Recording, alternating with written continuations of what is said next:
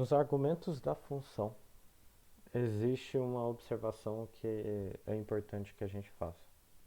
Diferentes linguagens usam, interpretam o argumento que você passa para essa função de maneiras diferentes. Em geral, a gente tem passagem por referência ou por valor. E agora a gente vai ver a diferença entre elas porque é importante. Às vezes você não sabe o que está acontecendo no código e dá algum erro desse tipo, e se você não sabe, é muito ruim de achar esse tipo de erro. Deixa eu voltar o mouse aqui. Ok. Então vamos lá. Vamos supor que a gente tem uma função que ela não retorna nada, mas ela pega o número que recebe como argumento e ela calcula o dobro dela e guarda no número que a gente recebeu como argumento. Quando a gente chama essa função, só em um dos casos o número que a gente passou, quer dizer, a variável que a gente passou como argumento, ele vai ser alterado.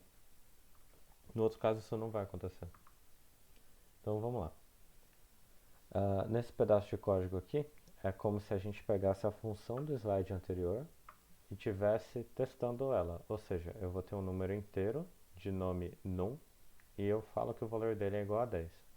Eu chamo a nossa função do slide anterior e passo num como valor e eu dou um print. Eu coloquei mostra na tela, caso alguém não esteja familiarizado com a função print, ele essencialmente desenha na tela o texto ou o número que você pede.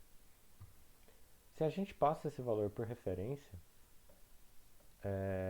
ele dá 20, mas se a gente passa por valor, ele dá 10. Por quê? Qual a diferença entre eles? Quando a gente passa por referência, eu estou passando a variável, o endereço da variável.